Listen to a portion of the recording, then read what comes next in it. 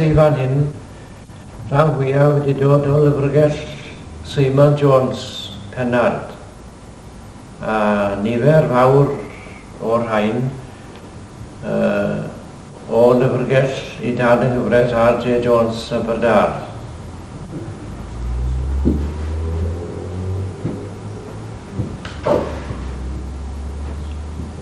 Nodiadau?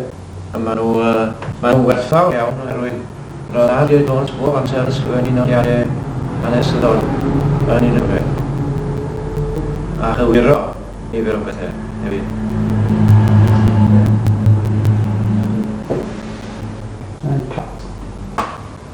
O lyfrgell Barnes Thomas Llandysil daeth y llyfrau hyn.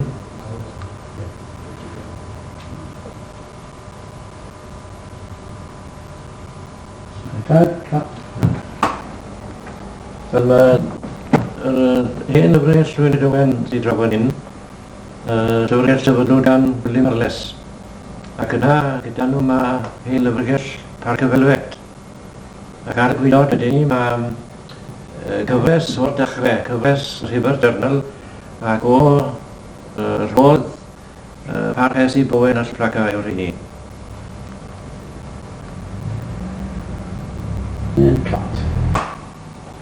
Mae'n debyg taw bord Cymru Davies Ystwyth Wales sydd fan hyn, a dyma ei gwpan Cymru yna. A wedyn ni'n llestri cyfundeb 110 yw'r rhain. Rhain wedi dod o llestri gwpanau Cymru o bat hefyd o'r rhain wedyn.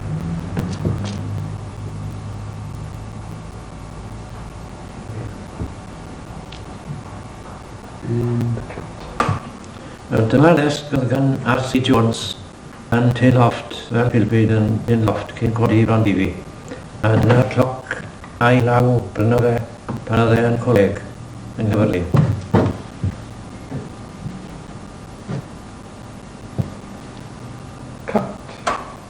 Y llyfrau o lyfrgell ifanc Richard Jones yn idog Rhifyn a Chapel Gros yw'r rhain.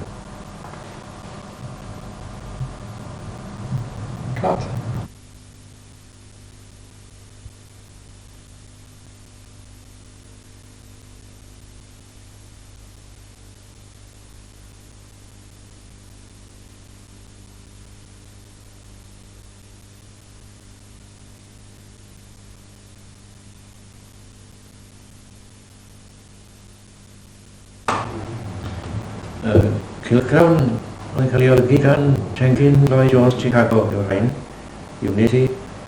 Roedd e'n newyrth i Frank Lloyd Wright. A rhain wedyn ni, llyfrau gan Samuel Park, fe sgrifennodd The Scripture Doctrine of the Trinity, dechrau'n o ddranwad ar y newis i ni yn y 19th ganrif.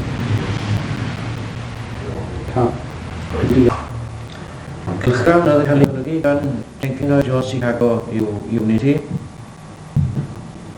Oedd e'n newyrth i Frank Lloyd Wright, y pensaer byd enwog.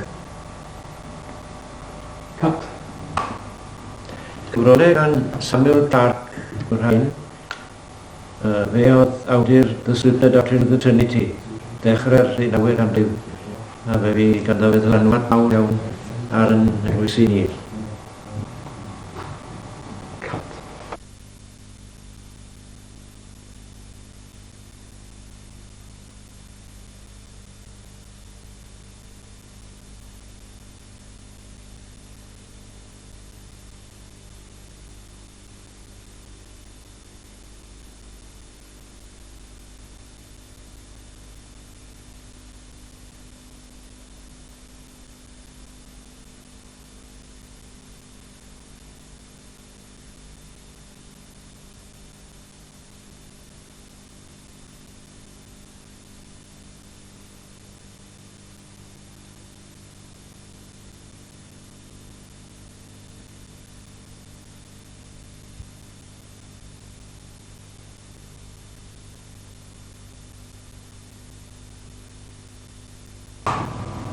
Llun David Iwan Jones sy'n yma.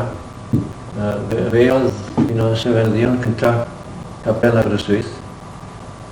Fe ath mas i South Africa i adennill i Iechyd. Ac fe gychwynnodd y blaid dominyddol yno. Ac yna fe ath i drio cael iechyd wedyn i Moscow a fan i beth ar ôl fan i wedi gladdu.